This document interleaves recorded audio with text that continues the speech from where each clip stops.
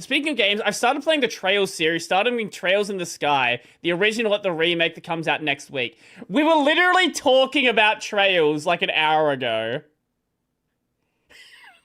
There was someone in the Twitch chat earlier who was saying that he'd played a couple of the Trails games. I was talking about how the Trails demo came out. Should I just go fucking play Trails? After I finish FF7 and finish off Pro Street, should I just go play Trails? Yes. There's a mod that adds in, I don't know if you did so, but there's a mod that adds in the voice acting from the PSP version into the Steam release. So I'll probably add that in. Because apparently the JP voice acting is really good. It's JP voice acting. It's usually pretty good. I'll leave it on because I don't know what it is until my Chrome profile corrupts and I have to deal with it. If you just look up how to disable the KDE wallet, there is some explanations out there somewhere. Because 90% of the game is unvoiced. Fair enough. I like this video title. No game needs an easy mode. I agree. I very much agree. I need to play Elden Ring at some point. Cockring. We'll get to that at some point. I need a break from Souls-like games. Now that we finished Kazan, I need a break from Souls-like games. Maybe Elden Ring will be the next one I play in like 7 months from now. I don't know. We'll see. Anyway. Every time a new From Software game releases, you start... Incredible game. This is the only one that didn't feel like a Souls-like game just because the combat is so different. You can get the remake next week or grab the original in GOG. I've already... I feel like I bought... Where's my Steam? Where's Steam? Steam. There. I feel like I bought the first game. Yeah, I bought the first game. A Steam sale happened at some point. Anyway, video. Start seeing articles like these, where some random game journalists ask for an easy mode. Anyone who is a fan of From Software games knows that one single... The first time you come through here, and you want to get over here, just because you're like, ooh, what's over here? And you get fucking just demolished by these knights over here. Then you find out there's just a vendor that sells you shit. Reasonably challenging difficulty is an inseparable part of From Software's game design. So I will not be talking about... Or better yet, you roll roughly... knows that one single reasonably challenging difficulty is an inseparable... You press the roll button right here, and you roll off the edge that's just behind this bridge. ...part of From Software's game design. Yeah, you roll right here, instead of to this wall, which I've done... at least 3 times. Probably more. Probably more. So I will not be talking about whether From Software games should have an easy mode or not, because plenty of people have already made brilliant arguments on why they shouldn't. Instead, I want to explore what exactly makes games like, let's say, Sekiro difficult. What does an easy mode look like exactly? And why? Yeah, I like it when a game has content that you can't beat. I fucking love it when a game actually just gives you something and it's like, no, you need to actually get good at this game to beat this. Now, it's always nice when... Huh?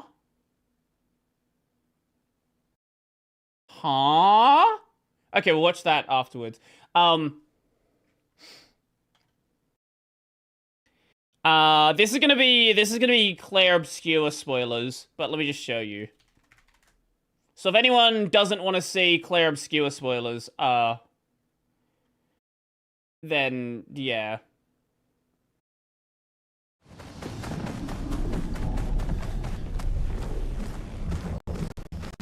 Of course he's wearing the fucking swimsuit. This is the final super boss of Claire Obscure. Just try it. This is the easy mode. Or the easy part of the fight. This is the cringe stage 1 part.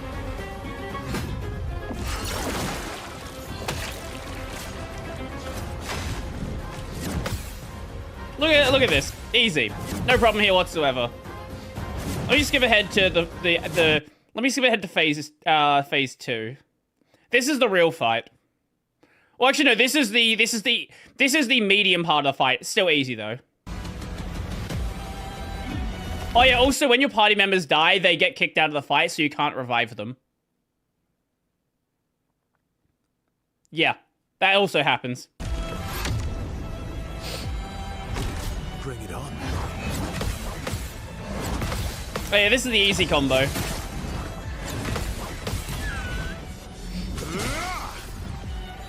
Let's see if we get long combo in here. Oh, light speed. Yeah, here you go. Here's the...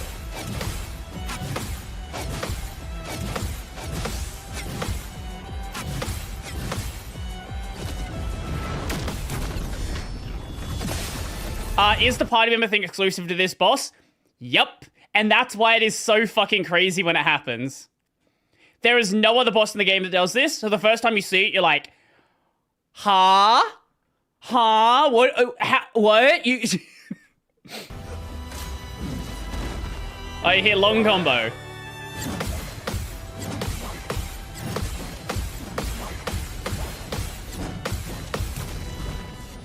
What was that, about 14 hits? Something like that? Now let's go to phase 3. Oh yeah, also he does this fun thing where he just kills you and you can't block it.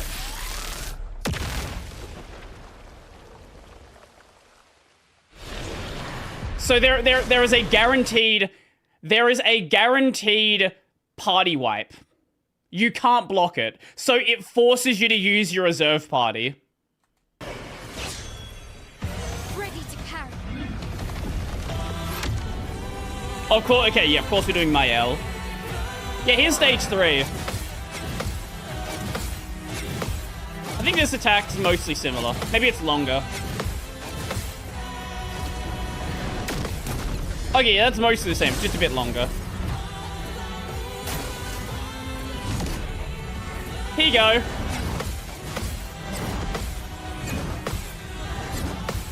Okay, well, actually, no, this is still one of the easy combos. Let's see if we see long combo. Long combo is the real fun one. Here we go, here we go. 1, 2, 3. 1, 2, 3. 1, 2, 3. 1, 2, 3. 1, 2, 3. 1, 2, 3. What is that? I don't know how many attacks that was. A lot. Also, just pay attention to the party or the attack order as well. He has 4 turns in a row. So you've got to, especially if you're doing it like this, where you're running a single character, you've got to do maybe like 50 attacks in a row. Perfect dodge or perfect parry. Or if you're running you can also do a build where you can tank hits, but you're probably gonna die. So you've got to deal with 50 attacks in a row before you can do anything.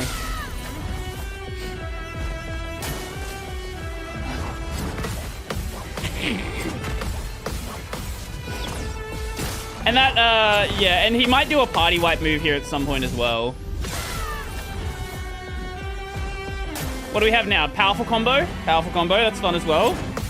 2, 3. 1, 2, 3. 1, 2, 3. See, it's not that many. Oh yeah, and here's the party wipe. So this will attack all your party members, so even if the others are alive, they get hit as well. And that should be the end of it. No? Oh, we're gonna end it with a... What are we ending it with? Oh, just... Wait. Oh, it's a no-hit run. Oh, it's a no-hit. That's what we're doing. Oh, yeah, so if his health wasn't this low, that's 1, 2, 3, 4, 5, 6, 7. So that he's gonna have 7 turns in a row if he wasn't gonna die after this attack here. So that would be, I don't know, fucking 80 attacks you've got to do. You know, this game has an easy mode, But, like, even going on easy, fighting Simon, it's not going to be easy. You will die. Like, it'll make it a touch easier, but nothing saves you from Simon. Anyway, Dark Souls does not have an easy mode.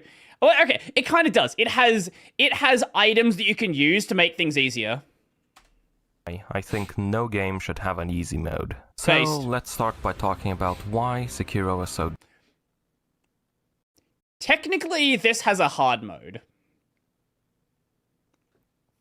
Because you can do the bell thing. Difficult. The answer to this question is very simple. Sekiro's rules are extremely rigid.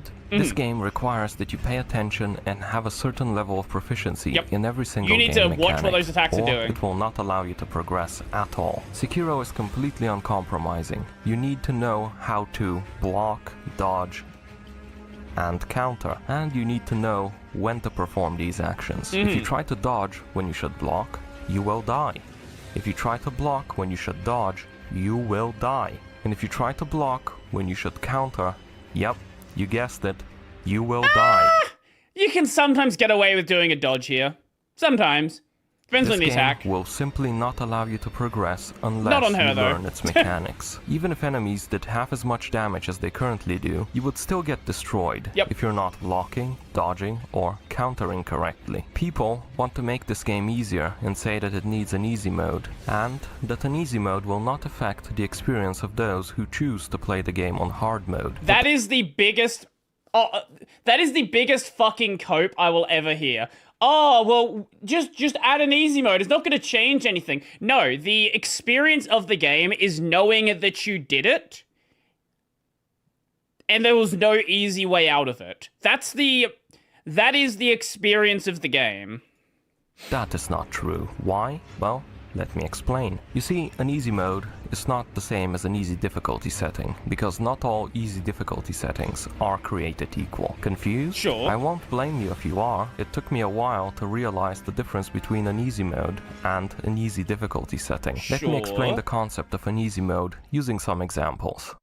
First, let's look at Doom Eternal. This game, like Sekiro, requires you to use all of the game's mechanics in every single fight, or it will kill you. This forces the player into something the creative director of this game calls the fun zone. And it works. If you engage with the game's mechanics, you will have tons of fun moving at high speed around the arena, breaking enemy weak points, switching weapons and comboing enemies, etc. It is a real spectacle, and the ultimate power fantasy. But thing is, this only applies to the higher difficulties. If you play the game on easy, you can just walk around, ignoring half the game's mechanics, shooting enemies with whatever, and still win. You are completely outside the fun zone, and honestly, this kind of gameplay is painfully boring to watch. This is what an easy mode looks like.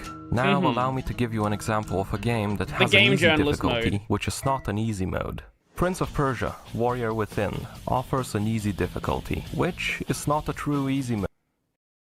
God of War, I would say, is a similar case here as well. On the easy difficulty, you take less damage and deal more damage to enemies. Sure. That's all. It's impossible for you to mash the attack button and win every single encounter, even on the easy difficulty, since the AI behaves in the same way it does on hard. It just does less damage and takes more. Being able to do more damage and taking less damage means nothing. I only play easy when I play FPS on console, because I can't play FPS games on console. I just don't buy FPS games on console, and I fix that problem. When you can't actually hit the enemy you're trying to fight. This game requires you to use all of the moves and combos available I've only to played you Sands to of beat Time. combat encounters. For example, you can't just spam the attack button against the Crowmaster, since he will just block all of your attacks, counterattack, and eventually kill you. DMC is the same way as well. You need to know how to block him and which moves you can use to create openings in his defense. The way you fight this enemy on both hard and easy is identical, since the AI behaves the same. So, if you want to progress past him, you need to learn the game's combat mechanics. And it's not just this enemy that requires you to know what you're doing in combat. combat. All of the enemies in this game do, so you can't just turn off your brain and just mash attack like in, let's say, God of War or Doom Eternal on the easiest difficulty. On top of all that, this game is full of environmental hazards and platforming that can insta-kill you. So you need to know how to move in this game and how to use your time powers effectively, or you will simply be unable to progress. Do you see the difference between an easy mode and an easy difficulty setting? An easy difficulty setting gives you more room for error, while still demanding you engage with all of the game's systems, while an easy mode allows you to ignore a large number of the game's mechanics. Okay, I see where he's going with this. So yeah, God of War is in a similar way. It has an easy difficulty. You still need to engage, like, it's still going to have those things you can't avoid. There's still going to be enemies you have to fight in a certain way. You still need to, like, use the stabby and use your spells. DMC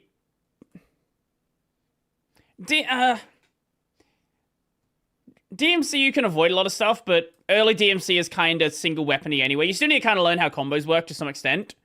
I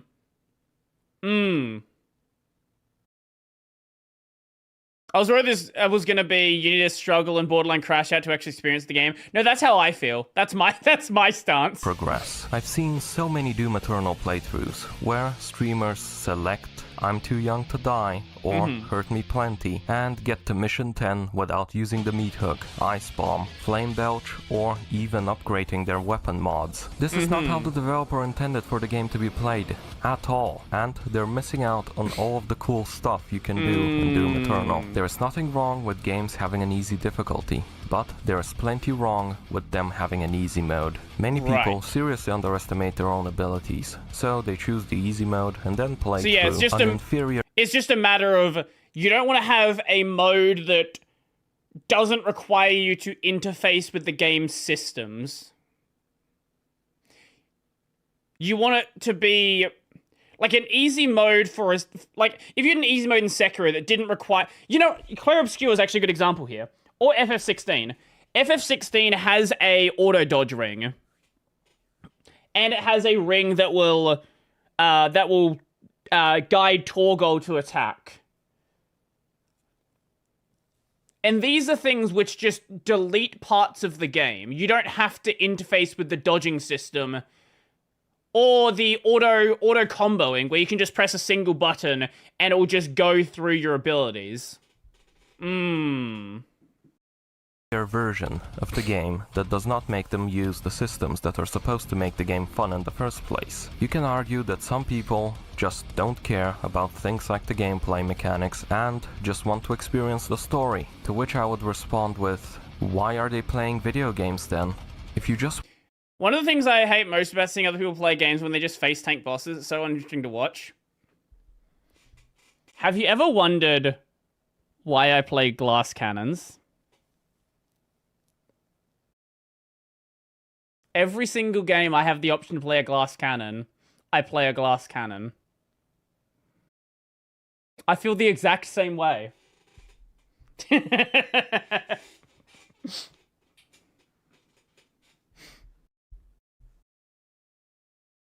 Now, there will be occasions where I do other things, but I've never done a good example. I've never done a Havels run in Dark Souls 1, where you can just ignore... Like, if you wear Havels in Dark Souls 1, you can entirely ignore the stagger system. The poise system. It just doesn't exist. You have infinite poise in Havel. It's not... You can technically get staggered, but, like, it's really hard to be. I think even Smo's armor does that? Probably. Havel's is the highest poise, but Smo's probably is pretty high as well.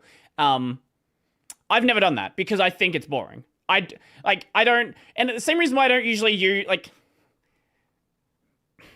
I don't ever like doing heavy armor builds. If I'm gonna, I'll use a heavy weapon, but I'm not really a big heavy armor player in any game, whether it's Dark Souls or really anything else. Yeah. Unless there are engaging systems that only exist when you're in heavy armor. say, for example, tanking in an MMO. Tanking in an MMO is very different than tanking in a single-player game, because usually you have to worry about keeping aggro off of the party members. You need to make sure as new enemies are spawning, you are grabbing aggro from them. So even though you are you're face tanking stuff, there is a engaging system that gives you something to be doing whilst you're doing so. It's not just a matter of out damage the enemy before they kill you. I like doing buff builds and figuring out what the puzzle of what buffs makes me tank the most hits. I kind of like the opposite direction. I like the puzzle of how do I do the most amount of damage? And if that means I have one hit and then I die, a lot of the time I'll take it. If it's a game like Doom, it's too chaotic to do that. But if it's like a, one-on-one fights, like a Sekiro kind of situation, I will always try. That's always the direction that I try to go. Want a story? Then you're much better off getting a Netflix subscription, reading a book. Sorry, I missed a bit of there. Don't care about things like the gameplay mechanics and just want to experience the story. To which I would respond with, why are they playing video games then? If you just want a story, then you're much better off getting a Netflix subscription. Yeah, this is why I'm not a fan of story modes in games. Really, I'm not a fan of story modes. Will you do a KH3 one-hit run? Kingdom Hearts now is way too chaotic. There's too many enemies for me to enjoy that.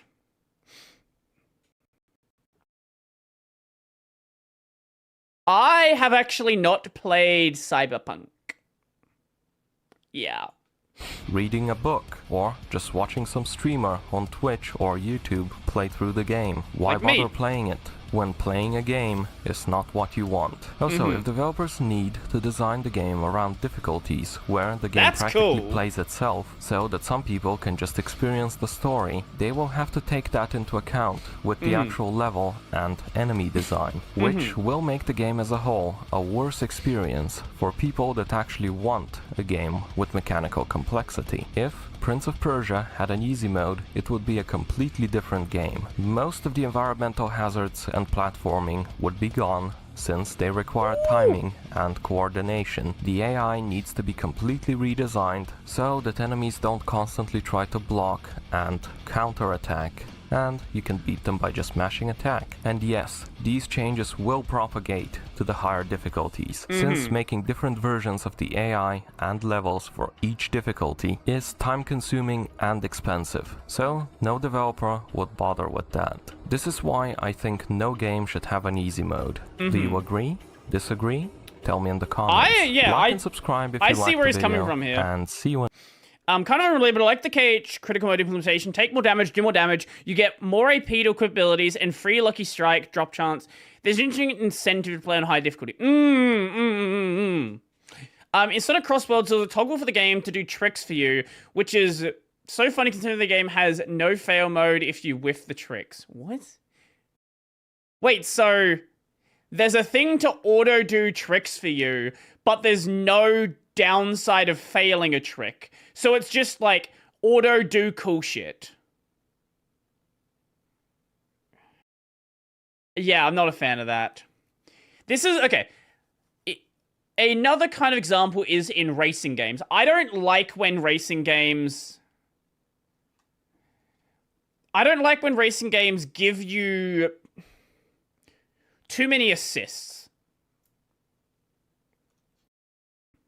Like, I'm kind... Like, the more that I play... The more I get back into racing games, the more I lean towards Simcade. I like arcade stuff. Like, arcadey stuff is fun. But I've been playing through Pro Street, and I'm honestly leaning more towards... Like, it's still... Pro Street's still quite arcadey. But it's more Simcadey than... Especially titles like Heat, for example, where Heat has a brake to drift. I probably should get around to playing Horizon at some point. Like, go back and play, like, Forza Horizon 1.